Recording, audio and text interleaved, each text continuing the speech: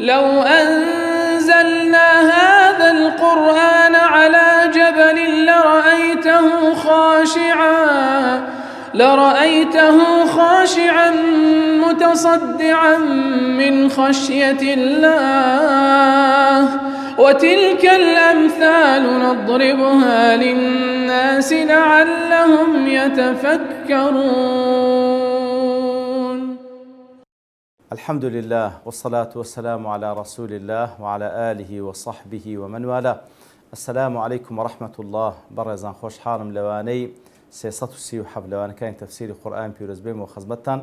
ومبست رزامندي خواهي قول وهوادان بأوي عزيز سودي لور بقرن. أعوذ بالله من الشيطان الرجيم. بسم الله الرحمن الرحيم. يا أيها الذين آمنوا لا تقربوا الصلاة وأنتم سكارى حتى تعلموا ما تقولون ولا جنبا إلا عابري سبيل حتى تغتسلوا وإن كنتم مرضى أو على سفر أو جاء أحد منكم من الغائط أو لامستم النساء فلم تجدوا ماء فتيمموا صعيدا طيبا فامسحوا بوجوهكم وأيديكم إن الله كان عفوا غفورا. بەڵە خۆشەویستان باسماکردەوەن لە دوو وانەی ڕابردوش لە خزمەت ئەواتەدا ئەی کۆمەڵی بڕواداران نزیکی نوێژ مەکەونەوە نوێژ مەکەن لە کاتێکدا کەوا سەرخۆشن تاوەکو بزان چی دەڵێن وەکو وتمان ئەوە لە پێشی حرامکردنی عەرەق بوو. ولا جنبا إلا عابري سبيل حتى تغتسلوا كاتێکەوە جەنابەتان لەسەر بوو بەناو نزیکی مزگەوت مەبنەوە إلا مەگەر پێیدا تێپەڕن حتا وەکو غوسل لە خۆتان دەردەینن. و ئەگەر نەخۆش بوون نەتانتوانی ئاو بەکاربینیان لە سەفەردا بوون ئاوتان دەست نەکەوت ئەوجا لەو حاڵەتە یەک لەنگۆ لەسەر ئاو گەڕاوە پێویست بەدەست نوێژنوێکردن هەبوو ئەو لامەستم النسایان سەرجەیتان ئەگە خێزانەکانتان کرد فەلەم تەجیدوا ماء ئاوتان دەست نەکەوت یان نەتانتوانی بەکاربینن فتەیەممەموا صعیدا طیبا تەیەمم بکەن. دیارە فتەیەممەموا تەیەمم بە مانای چی دێ؟ تەیەمم بە مانای ئەوە دێ کەوە بابڵێن لغەتەن بە معنای قەسد دێ. قەسد واتە ڕووی تێبکەن لە ئەو جێگایی کەوە ڕووی تێدەکەن. تەیەمم واتە قەسد تێکردن. ئیتر لێرەدا تەیەمم وەکو زاراوەیەکی شەرعی تەیەمم بریتیە لەوەی کەوە لە جیاتی دەستنوێژ و غوسڵ لە خۆ دەرهێنان دەست لە زەوی دەدەی بەوەی کەوە دەست لە زەوی دەی لەسەر ڕووی زەوی وەکو لە ئاەتکەدا دەفەرمی صعیدا طیبە. صعید واتە ما يصعد على وجه الأرض ئەوەی کەوە سەر ڕووی زەوی داپۆشتێ طیبەن جێگایکی خاوێن بی. ئیتر تەیەمم دەکەی بەو شێوەی کەوە لە پێغەمبەردا هاتێ صلی الله علیه و سلم وەکو سەحابەکان دەجێڕنەوە جارێکیان دەست بە زەویدا دەدەی و ئیتر ئەوجا دەست بە دوومچاوتدا دەدەی وەکو باوەڕی دەیشۆی کو دەیشۆی ئەوجا ئەوها مەسحی دوومچاو دەکەی و هەروەها مەسحی دوو دەستت دەکەی ئەو دوو دەستت پێکەوە تەنها هەتا مەچەکت نەک هەتا زیاتر وەکو دەست نوێژ کەواتە تەیەمم وەکو لە حەدیث صحیح پێغەمبەر هاتێ صلی الله علیه و سلم کەوە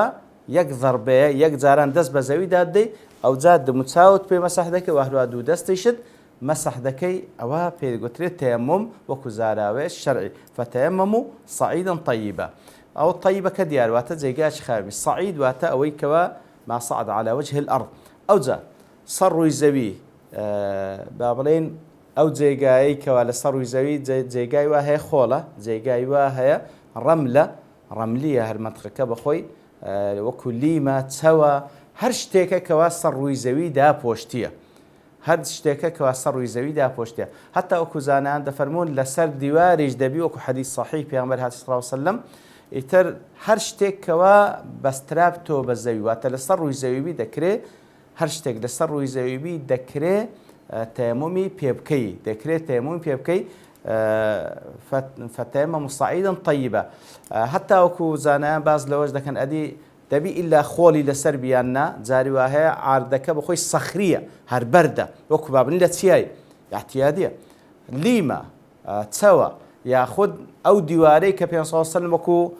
لە حەدیث صحیحدا هاتیە دەستی بە دوار دادایە و ئیتر مەسحی دەموچاو و دەستەکانی کردێ و تەیەممی کردێ بەر دواریش پەیوەستە بە عاردی یاخود لەسەر ڕووی زەویە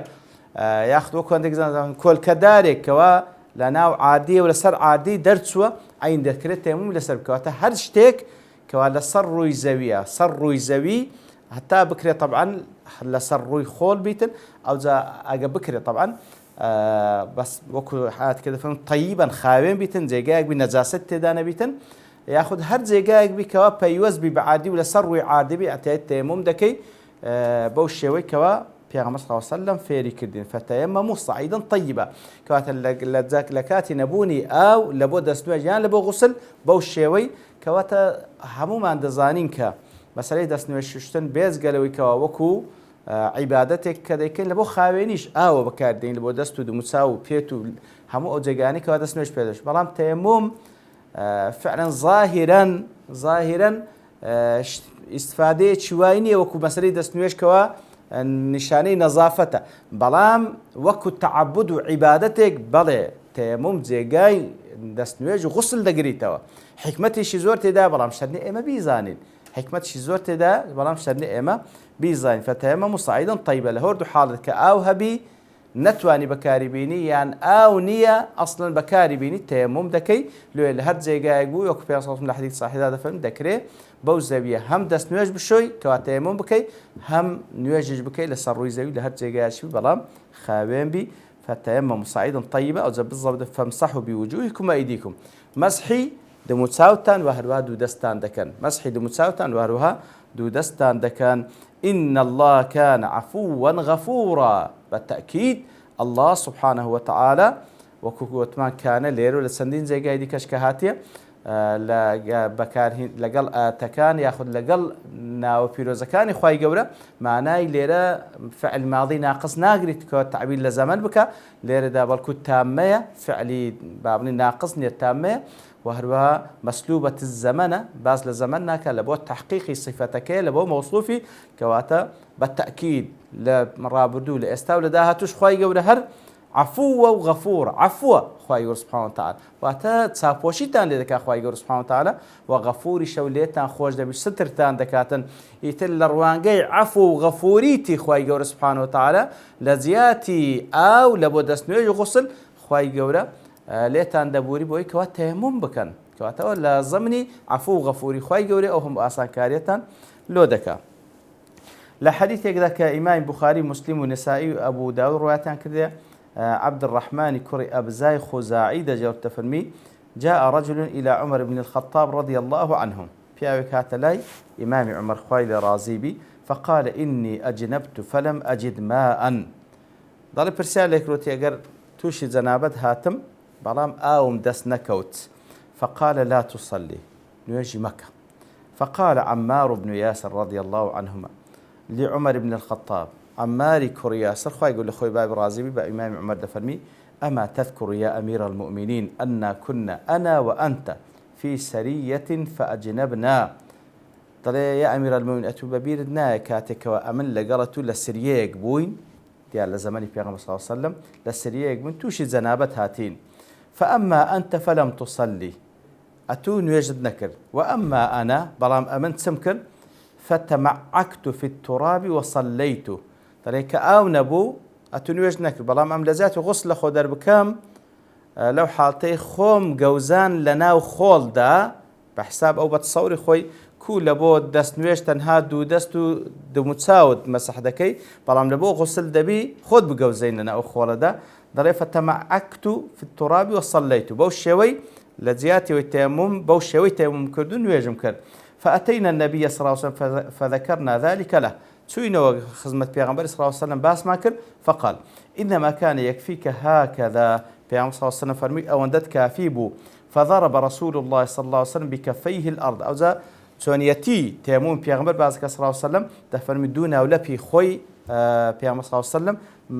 لسزويدانا ثم نفخ فيهما فعشان فوي لنا ودو دستي مبارك خوي كر واتخولكي لي فوكر ثم مسح بهما وجهه وكفيه أو جاء في صلى مسحي دمساي مبارك وهروا لقدو دستكر فقال عمر يتد ببيري هنا وكوا في صلى فرمويتي لزياتي وكوا خد بجوزين لزياتي لبو أو كوا تيمم بكي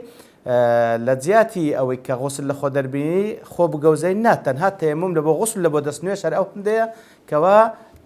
ضربة ياخذ بهردو دس لزويد ديو فعشان دستو دمساود بوشوي مسح دكي كاتك هذا اليوم ببير إمام عمر هنا إمام عمر فهم اتق الله يا عمار طلب قلت من الأخوي بترسي يا عمار فقال عمار يا أمير المؤمنين إن شئت أن لا أحدث به أحدا لم أحدث به يا أمير المؤمنين أقد التويل لبو كسباسناكم لما جعل الله علي من حقك لبو حق لسر منها أو أمير المؤمنين أقد التويل لو كسباسناكم فقال عمر كلا والله بل نوليك من ذلك ما توليت أو زي إمام عمر كوا تأكيد كردو كفعلنا أو شتاء أو لبيرتوا فرمينا خير أو رأيتو مش أو رأيه تبنى ذكين يتلي هذا ما بس تكتسيا كفعلا لزياتي أو كوا إنسان لبو تيممو لبو دسنوج لبو غسل هردوش يق عملية بوش وي كوا پیغمبر صلی الله علیه و سلم باسی کردیه ایتر لو آت پیروز ده خواهی گوید سر حکمه باس کردو لدوای او زدیته سر باسی اهل الكتاب دفرم ألم تر إلى الذين أوتوا نصيبا من الكتاب يشترون الضلالة ويريدون أن تضلوا السبيل آية نابيني أواني كوا أوتوا نصيبا من الكتاب أواني كوا بشيشان لكتاب بي بخشرايا